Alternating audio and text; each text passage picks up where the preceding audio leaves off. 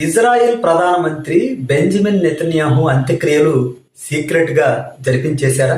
అలాగే Iran supreme leader Mojtaba Khamenei ఇంకా కోమాలో ఉన్నాడా?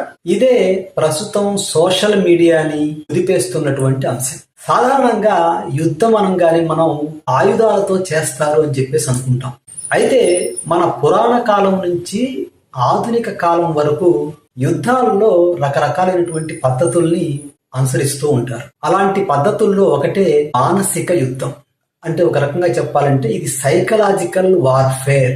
మహాభారత కాలంలో తీసుకోండి, యుద్ధ రంగంలో వీరోచితంగా పోరాడుతున్నటువంటి ద్రోణాచార్యుడిని నిలువరించడం కోసం ధర్మరాజు అశ్వత్థామ అతహ కుంజరహ అని అబద్ధం చెప్తాడు. చివరికి తన కుమారుడైనటువంటి అశ్వత్థామ చనిపోయాడని ద్రోణాచార్యుడు అస్త్ర సన్యాసం చేస్తాడు. అప్పుడు ద్రోణాచార్యుడిని సంహరిస్తారు. అంటే యుద్ధ రంగంలో శత్రువు పైన విజయం సాధించడం కోసం అన్ని రకాలైనటువంటి అవకాశాలని ఉపయోగించుకోవటం అనేది మనం మహాభారతంలో కూడా చూసాం. యుద్ధ రంగంలో నాయకుడు మరణిస్తే సైన్యం ఆత్మస్థైర్యాన్ని కోల్పోతుంది, డేలా పడిపోతుంది.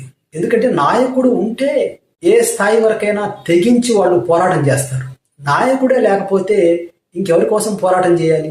సో సైన్యం అస్త్ర సన్యాసం చేస్తుంది. ఈ విధంగా శత్రు దేశాల యొక్క సైన్యంలో మానసిక స్థైర్యాన్ని దెబ్బతీయటానికి, అదే విధంగా ఆ దేశ ప్రజలలో అయోమయాన్ని సృష్టించడానికి కూడా ఈ రకమైనటువంటి ఒక మానసిక యుద్ధం అనేది చేస్తూ ఉంటాయి. అంటే ఇది యుద్ధంలో గెలవటానికి ఉపయోగించేటువంటి ఎత్తుగడలలో ఒక భాగంగానే మనం దీన్ని చూడాల్సి ఉంటుంది. కాబట్టి ప్రస్తుతం బెంజమిన్ నెతన్యాహు బ్రతికున్నాడా అనేది పెద్ద క్వశ్చన్ మార్క్. అలాగే మొజ్తబా ఖమేనీ కూడా ఇంకా కోమాలో ఉన్నాడా, అసలు ఉన్నాడనేది కూడా పెద్ద క్వశ్చన్ మార్క్. అయితే దీనికి ఎవరు సమాధానం చెప్తారు? దీనికి కాలమే సమాధానం చెప్పాలి.